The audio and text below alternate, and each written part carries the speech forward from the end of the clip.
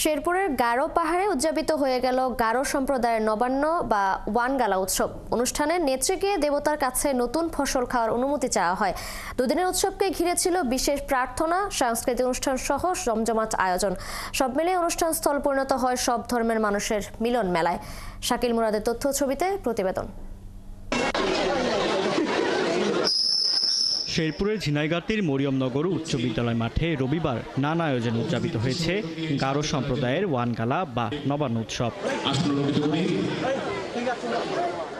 উৎসবের শুরু হয় বিনা পাঠের মধ্য দিয়ে, পরে খামালকে খুতুব ও থক্কা বা চালের গুঁড়ার তিলক দান, জনগণকে থক্কা দেয়া, পবিত্র খ্রিস্টজাগ, দান সংগ্রহ, সাংস্কৃতিক অনুষ্ঠান ও প্রার্থনার মধ্য দিয়ে শেষ হয় এই উৎসব। মিসি সালজং বা শস্য দেবতার উপর নির্ভর করে ফসলের ভালো ফলন হয়। এজন্য শস্য দেবতাকে ধন্যবাদ জানিয়ে ও নতুন ফসল খাওয়ার অনুমতি চাওয়া হয় এই আয়োজনে।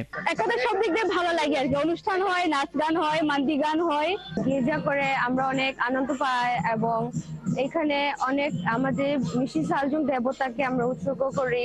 সারা বছর পরে যে নভেম্বর মাসে হয়, ধান কাটার পরে নবান্ন উৎসবটা পালন করা হয়। আমাদের একটি সামাজিক উৎসব, আমরা প্রতি বছর এই উৎসবটা পালন করে থাকি। গারোদের বিশ্বাস, দেবদেবতাকে ফসল উৎসর্গ করা হলে আগামীতে ফসল উৎপাদন আরো বাড়বে। বিশ্বাসের সহিত আমরা আত্মীয় স্বজন, ছেলে মেয়ে, মা বাবা এবং অনেক লোকজন নিয়ে এখানে খুব সুন্দর করে মজ করে এই উৎসবটা পালন করা হচ্ছে।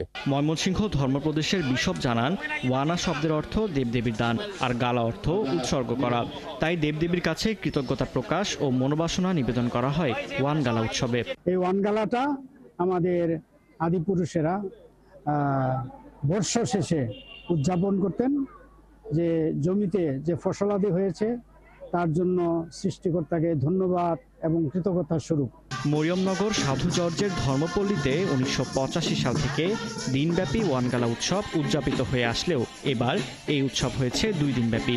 অনুষ্ঠানের প্রথম দিন ছিল পিঠা উৎসব, আর রবিবার অনুষ্ঠিত হয় মূল পর্ব। ফারদিন নীরব, 71।